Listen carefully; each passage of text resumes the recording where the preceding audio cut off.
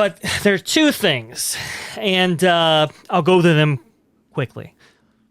One is the speculation. There's been some rumblings, not very many. It might just be overblown. There might just be some people, maybe reading too much into the tea leaves, so to speak. But there has been some talk about, well, is it time to remove Johnny Depp or Jack Sparrow from the attraction? As we know, there's a high-profile trial going on right now. And now I will say the public opinion seems to be very much on Johnny Depp's side when it comes to this whole thing. But does the company necessarily want to associate itself with even a modicum of controversy? It's very, very interesting. Going to be interesting to see what happens when that ride actually debuts.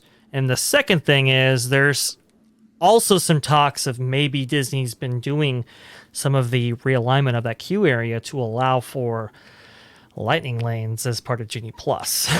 Hopefully they do not go down that route, because I really hope they don't either, because I really feel like they don't need it. It moves so quickly without it, and to add something like that, it's gonna make the line a standstill. Right, and it pushes all of those guests that would be waiting for that attraction out even further, because it eats into standby quite a bit. And the people who are actually waiting to get on that attraction, they're now in the walkways all around the park. So I think it would be a horrific move to do this. Again, they did it back when FastPass debuted. They, operationally, they learned that this was, they shouldn't have done that at all. Even Haunted Mansion has gone into a kind of a hybrid system where only when it's Nightmare Before Christmas do they actually add on a fast pass system to that, because even operationally there, they get into trouble. And then they toyed around bringing it onto the system with Max Pass when it made its debut. So hopefully they're not going down this route. Hopefully there's operational data that they can look into that shows that this isn't a good move, but we'll see. I think it'd be very interesting, kind of going back on the Johnny Depp situation. Sure.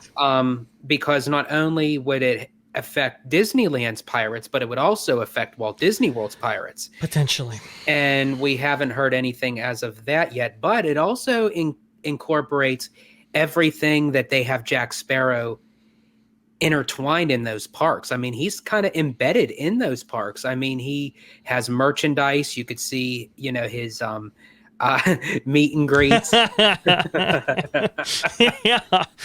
As the world stands still and bows their heads. Exactly right.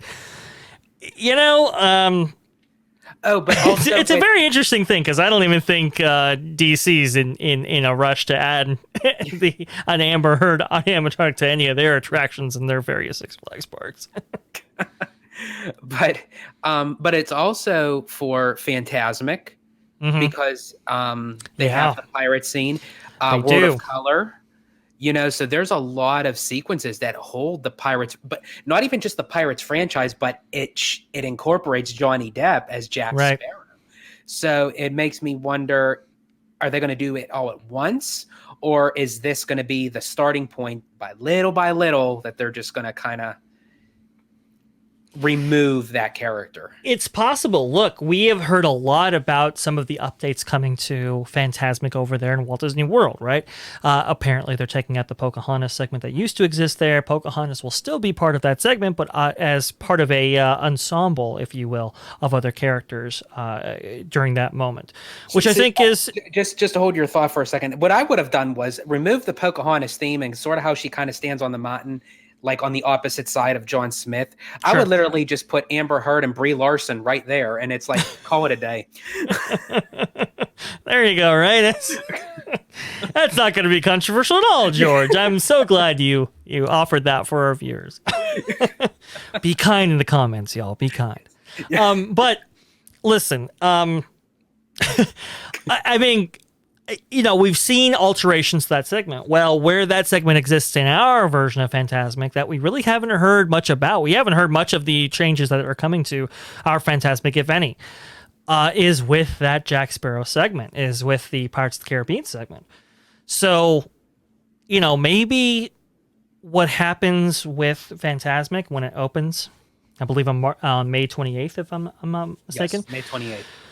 When that makes its debut, maybe we have a little more insight in whether or not they're going to stick behind the Jack Sparrow character.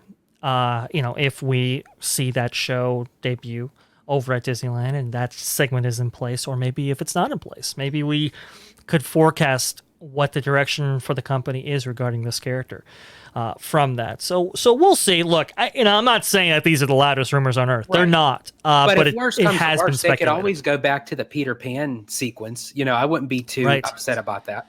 And a lot of people are kind of with you, George. A lot of people feel like it's like, bring back the Peter Pan segment. If you're not going to change the show in any other way, at least bring that back. So there's been a cry for that too. It's going to be very, very interesting to see. But like I said, folks, whatever they do with Fantasmic might have implications for the Jack Sparrow character overall as it relates to Pirates of the Caribbean, the attraction, and other iterations, as George astutely points out.